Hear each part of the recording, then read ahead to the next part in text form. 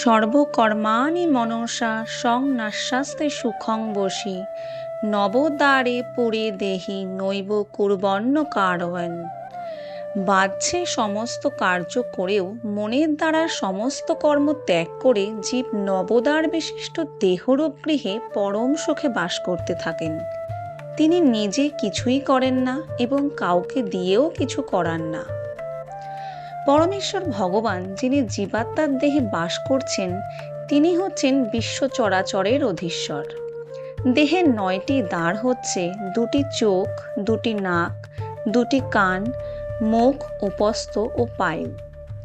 বদ্ধ অবস্থায় জীব তার দেহকে তার স্বরূপ বলে পরিচয় দেয়, কিন্তু যখন সে তার অন্তরে অধিষ্ঠিত পরমাত্মার সঙ্গে তার পরিচয় খুঁজে পায়, তখন দেহে থাকলেও সে পরমাত্মার মতোই মুক্ত হয়। সেই জন্য কৃষ্ণ ভাবনাময় মানুষ জড়দেহের বাহ্য ও আভ্যন্তরীণ এই 2 প্রকার কর্ম থেকেই মুক্ত। ন কর্তৃত্বং ন কর্মাণি লোকস্য সৃজতি প্রভু ন কর্মফল সংযোগং স্বভাবস্তু প্রবর্ততে। দেহরূপ নগরীর প্রভু জীব কর্ম সৃষ্টি করে না, সে কাউকে দিয়ে কিছু করায় না এবং সে কর্মের ফলও সৃষ্টি করে না। এই সবই হয় জড়া প্রকৃতির গুণের প্রভাবে। জীবাত্মা তার কর্ম অনুসারে ক্ষণস্থায়ী একটি দেহ প্রাপ্ত হয়ে সেই দেহে বাস করে। যতক্ষণ সেই দেহরূপ নগরীতে সে বাস করে, ততক্ষণ সে মনে করে যে সেই হচ্ছে তার দেহটির অধীশ্বর, কিন্তু প্রকৃতপক্ষে সে তার দেহের অধীশ্বরও নয় এবং তার কর্মফলের কর্তাও নয়। সে হচ্ছে ভবসমুদ্রের নিমজ্জমান জীবন সংগ্রামে বিধ্বস্ত অনুসদৃশ্য জীব। ভবসমুদ্রের উত্তাল তরঙ্গগুলো তাকে ভাসিয়ে নিয়ে চলেছে এবং তাদের নিয়ন্ত্রণ করবার কোনো শক্তিই তার নেই। না দত্তে কস্যচিৎ পাপং ন চৈব সুকৃতং বিভু অজ্ঞানেনাবৃত্তং জ্ঞানং তেন মোহন্তি জন্তব। পরমেশ্বর ভগবান জীবের পাপ অথবা পুণ্য কিছুই গ্রহণ করেন না। অজ্ঞানের দ্বারা প্রকৃত জ্ঞান আবৃত হওয়ার ফলে জীবসমূহ মোহাচ্ছন্ন হয়ে পড়ে। সংস্কৃত বিভু শব্দটির অর্থ হচ্ছে পরমেশ্বর ভগবান, যিনি অনন্ত জ্ঞান, শ্রী, যশ, বীর্য, ঐশ্বর্য ও বৈরাগ্যে পরিপূর্ণ। তিনি সর্বদাই আত্মতৃপ্ত। পাপ ও পুণ্য তাকে কখনোই স্পর্শ করতে পারে না।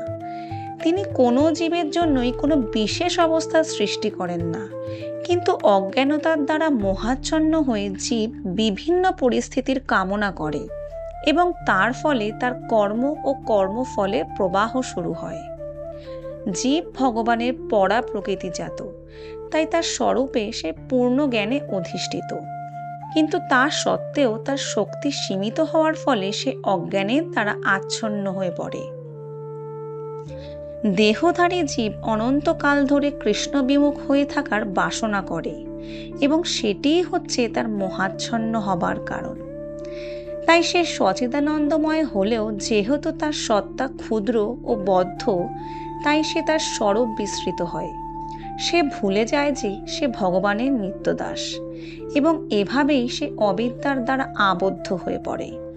অজ্ঞানের দ্বারা আচ্ছন্ন হয়ে পড়ার ফলে সে বলে যে তার ভববন্ধনের জন্য ভগবানই দায়ী।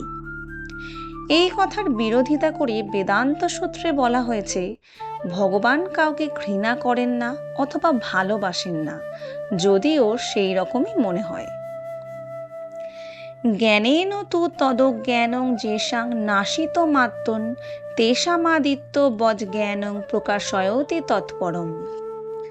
জ্ঞানের প্রভাবে যাদের অজ্ঞান বিনষ্ট হয়েছে, তাদের সেই জ্ঞান অপ্রাকৃত পরম তত্ত্বকে প্রকাশ করে, ঠিক যেমন দিনমানে সূর্যের উদয়ে সব কিছু প্রকাশিত হয়। সূর্য যেমন অন্ধকার দূর করে, কৃষ্ণ ভাবনামৃত তেমন সম্পূর্ণভাবে অজ্ঞানতা দূর করতে পারে। কেউ জ্ঞান লাভের মাধ্যমে উপলব্ধি করতে পারে যে সে তার দেহ নয়, সে তার জড়দেহের অতীত, তবুও সে আত্মা ও পরমাত্মার মধ্যে পার্থক্য নিরূপণ করতে পারে না। কিন্তু সে যদি কৃষ্ণ ভাবনায় ভাবিত সদ্গুরুর শরণাগত হতে যত্নবান হয়, তাহলে সে সব কিছুই ভালোভাবে জানতে পারে। কেবলমাত্র ভগবানের প্রতিনিধির সান্নিধ্য লাভ হলেই ভগবান ও ভগবানের সঙ্গে আমাদের নিত্য সম্পর্কের কথা জানা যায়। ভগবানের প্রতিনিধি কখনো দাবি করেন না যে তিনি ভগবান, কিন্তু তাকে ভগবানের মতোই সম্মান করা হয়, কারণ তিনি ভগবত তত্ত্ব জানেন।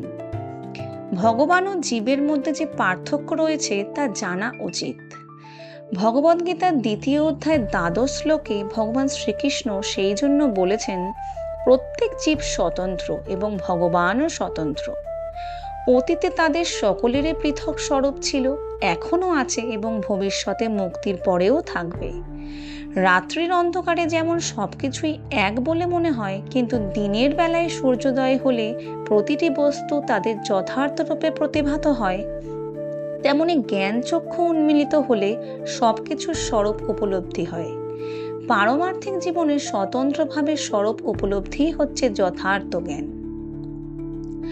তদ্বুদ্ধয়স্ত দাত্তানস্ত নিঃশ্বাসতস্তৎপরায়ণা গচ্ছন্ত পুনরাবৃত্তিং জ্ঞান নির্ধূর্ত কলমোষা। যার বুদ্ধি ভগবানের প্রতি উন্মুখ হয়েছে, মন ভগবানের চিন্তায় একাগ্র হয়েছে, নিষ্ঠা ভগবানে দৃঢ় হয়েছে এবং যিনি ভগবানকে তার একমাত্র আশ্রয় বলে গ্রহণ করেছেন, জ্ঞানের দ্বারা তার সমস্ত কলুষ সম্পূর্ণরূপে বিধৌত হয়েছে এবং তিনি জন্ম মৃত্যুর বন্ধন থেকে মুক্ত হয়েছেন।